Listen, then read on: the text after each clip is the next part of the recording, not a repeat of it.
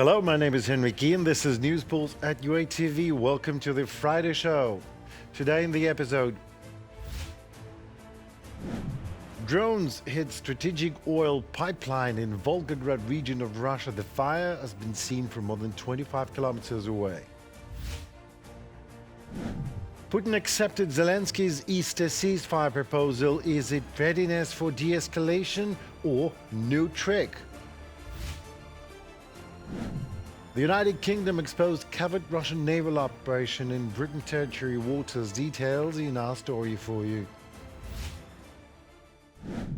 Overnight, Ukrainian drones targeted the strategic Volgograd-Tikhoretsk oil pipeline, a critical artery used to transport Russian crude to the south for maritime export, obviously. Local authorities have confirmed that a fuel storage tank was damaged, sparking large-scale fires. Obviously, the Kremlin utilizes the revenues from these oil exports to fund its ongoing criminal war against Ukraine, which is making the Volgograd-Tikhoretsk pipeline a legitimate military target for the Ukrainian armed forces. Kirill Budanov, head of the Office of the President of Ukraine, has stated that Ukraine's strikes on Russian oil terminals are having an impact on the negotiating process. He expects to hear, quote, much that is new from the Russians at the next round of talks already. Budanov adds Ukraine must do everything that is possible to strengthen its upper hand. At the next negotiations with the Russians, I think we will hear a great deal that is new. In any case, this significantly strengthens our position and does not, so to speak, weaken it. Kirill Budanov, head of the Office of the President of Ukraine. Vladimir Putin is forced to take decisions that will be highly unpopular amongst Russians, and that is why he has banned Telegram social network and Messenger, says President Zelensky.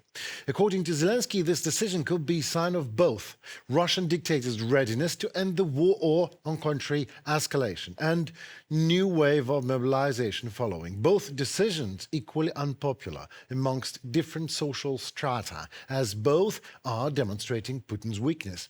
Zelensky says Putin is afraid of Russians' reaction, as the Kremlin itself have radicalized a large part of Russian society with their propaganda and now would have to deal with the monster it has created, as those who supported Putin back then in the day are definitely not ready to end the war, with Russian army today controlling less Ukrainian land that it controlled 4 years ago. And if the war is not stopped and new wave of mobilization follows, the other part of Russian society will react very negatively to an escalation of the war, Zelensky points out. Why would Russians shut down Telegram? I think it's to push through unpopular, possibly ending the war in one format or another, or on the contrary, escalating it. In that case, it would mean even broader mobilization. That would mean people from Moscow and St. Petersburg being sent to the front, and bodies returning to Moscow and St. Petersburg. In other words, he will no longer be able to avoid mobilization in the major cities he previously tried to bypass. Volodymyr Zelensky, president of Ukraine, during online speaking with journalists. And so Russian dictator Vladimir Putin has accepted President Zelensky's initiative, Easter ceasefire, as agreed. Ukraine has repeatedly stated that we are ready to mirror steps. We proposed a ceasefire for the Easter holidays this year and will act accordingly. People need an Easter without threats and a real movement towards peace, and Russia has a chance not to return to violence also after Easter.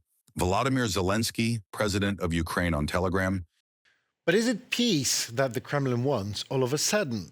Month ago, oil companies in Russia's main producing regions have begun filing for bankruptcy en masse as Ukrainian long-range sanctions started to kick in, forcing steep discounts and eroding export revenues. But the perspective was dire back then and is getting worse ever since, after Ukraine showed its capability and rock-solid determination to literally burn Putin's war chest to ashes. Russia started it 4 years ago and Ukraine hits back so relentlessly today that Zelensky has publicly confirmed it. Ukraine had been asked by allies and partners at various levels to refrain from targeting Russia's oil industry due to the potential impact on global While Russia's budget deficit amounted to roughly $100 billion, and even so, the war in the Middle East was of some help and relief to the Kremlin, Putin is simply not capable of earning enough to cover the growing black hole. I don't think Russia managed to earn much. I don't yet have a final figure, but I don't think it is a catastrophic amount. If they had a deficit of 100 billion, then even if they covered 15 to 20%, they still won't cover the entire deficit. And thanks to our responses against Ust-Luga and other facilities, they are reducing supply volumes. Volodymyr Zelensky, president of Ukraine, during online speaking with journalists. So maybe, just maybe, is the ceasefire a way for Putin to back down what he just can't back up anymore. And Putin is forced to accept Zelensky's proposal for Easter ceasefire, to use it in Trump terms as a card in future negotiations. However, any ceasefire is good, and Ukraine is ready for it in case ceasefire literally means ceasing of fire, because last year Russia also proposed ceasefire and then did that.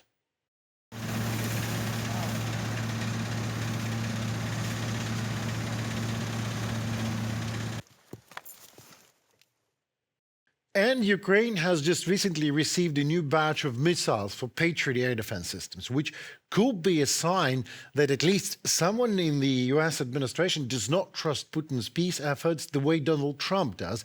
We can take an educated guess what Trump thinks of Putin, so we'd like to ask you for your opinion. Please don't shy out to comment in the section below. The question is, do you believe in Putin's genuine peace effort, even if Trump does? Please share your thoughts. We'd very much appreciate your opinion. Thank you. The United Kingdom has exposed a covert Russian naval operation in the Atlantic Ocean targeting critical national infrastructure. An Akula Shark-class assault submarine, along with 2 specialized vessels from Russia's main Directorate of Deep-Sea Research, were deployed to survey UK subsea cables and pipelines with the obvious intent to carry out sabotage. British military forces tracked the Russian vessels for over a month as they operated near communication cables. More about this covert operation of Russians that failed in a following story for you. Russian submarines had been operating near British cables and pipelines for over a year. Was foiled thanks to the efforts of 500 British servicemen. This was announced by the UK's Defence Minister, John Healey. In the Atlantic Ocean, 3 Russian vessels were detected, and in November last year, British intelligence also reported the presence of a Russian reconnaissance ship, Yantar, in the region. According to John Healey, Putin has ordered these ships to conduct hybrid warfare against the UK and its allies, particularly around critical underwater infrastructure. And I'm making this statement to call out this Russian activity.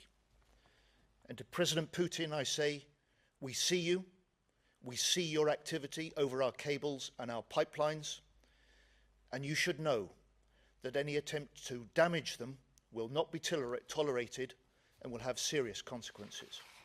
Ukrainian Foreign Minister Andriy Sybiha commented on the situation, stating that such operations are part of Russia's broader strategy. Moscow is acting comprehensively, from the front lines in Ukraine to hybrid attacks on Western countries. Russian covert operations in the North Atlantic Ocean, exposed by the UK today, highlight the acute regional and global threats posed by the Russian regime. We call on the international community to abandon any illusions about Moscow. This regime must be contained, isolated, and relentlessly sanctioned to counter its aggressive ambitions. Andriy Sybiha, Ukrainian Foreign Minister, in a Telegram post. However, Russia's hybrid pressure is not limited to the seas. The Center for Countering Disinformation at the National Security and Defense Council of Ukraine reports that Moscow continues to intensify its information operations in Europe. These efforts aim to sow division in Western societies, discredit support for Ukraine, and undermine trust in European governments. Alongside disinformation, Russian hackers are actively working, using a new method to extract information from Western sources. Hackers are compromising popular routers, changing DNS settings, allowing them to intercept passwords, digital keys, and redirect users to fraudulent websites. The attacks are widespread, first targeting a large audience and then focusing on those whose data is valuable for intelligence, employees of government, logistics, and defense organizations. The goal of these operations is to obtain secret information, conduct espionage, and destabilize critical systems. From the Center for Countering Disinformation at the National Security and Defense Council of Ukraine, in a Telegram post. When responding to pressure from European countries, Russia sometimes remains indifferent. For instance, Putin ignored the threat from British Prime Minister Keir Starmer to seize the sanctioned Russian tankers, Universal and Enigma, in British waters. Moreover, the Kremlin sent a military vessel to escort the ships. Experts note that Putin is not afraid of Europe. Putin disregards Europe. He is not afraid of Europe. Unfortunately, he fears the U.S. Trump is interesting to him because he sees contradictions between the U.S. and Europe. Putin hopes for a split in the Western world during Trump's presidency. Europe understands Russia's goal of disrupting Western unity.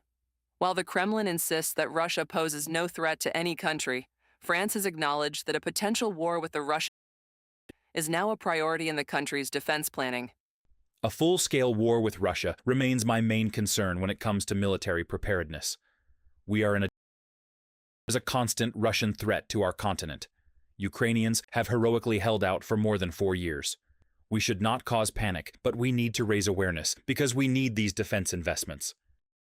Meanwhile, Germany is also reinforcing its defense capabilities. The Bundestag is proposing mandatory military training for reservists to expand the army's capabilities.